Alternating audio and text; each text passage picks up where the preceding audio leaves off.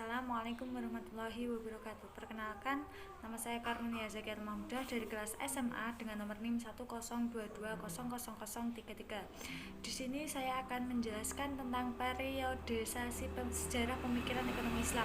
Yang pertama yaitu periode klasik ekonomi Islam yang dimulai sejak misi kenabian Nabi Muhammad SAW hingga tahun 1500 Masehi, tepatnya pada masa kejatuhan Andalusia.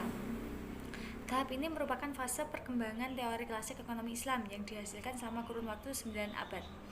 Meski para tokoh ulama yang muncul di tahap ini tidak menyebutkannya sebagai teori ekonomi. Yang kedua yaitu masa pertengahan, merupakan fase sekitar abad ke-11 sampai dengan abad ke-15 Masehi yang disebut juga dengan fase cemerlang, karena meninggalkan warisan intelektual yang sangat kaya. Ciri khas pemikiran ekonomi pada masa ini adalah para cendekiawan muslim mampu menyusun suatu konsep tentang bagaimana umat melaksanakan kegiatan ekonomi yang seharusnya berlandaskan Al-Quran dan hadis.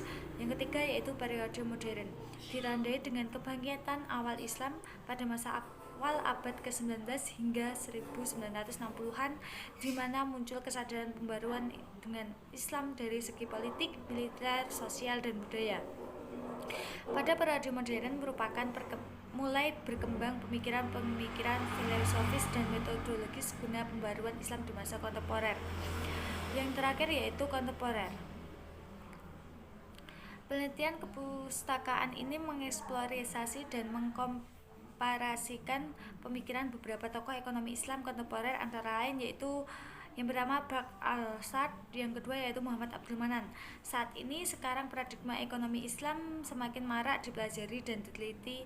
Real dunia pada masa kontemporer ini mendorong semakin banyaknya para pembuat kebijakan yang secara serius meragukan universalitas, realitas, produktivitas, dan bahkan moralitas sejumlah asumsi dasar dan konsepsi inti paradigma tersebut.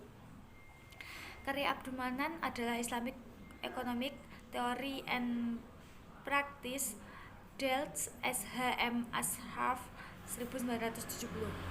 Buku ini oleh sebagian besar mahasiswa dan sarjana ekonomi Islam dijadikan sebagai buku teks pertama ekonomi Islam. Penulis memandang bahwa kesuksesan Manan harus dilihat di dalam konteks dan periode penulisannya. Pada tahun 1970-an, ekonomi Islam baru sedang mencari formulanya. Sementara itu, Manan berhasil mengurai lebih seksama mengenai kerangka dan ciri khas ekonomi Islam. Sekian presentasi dari saya, kurang lebihnya saya mohon maaf. Akhir salam, wassalamualaikum warahmatullahi wabarakatuh.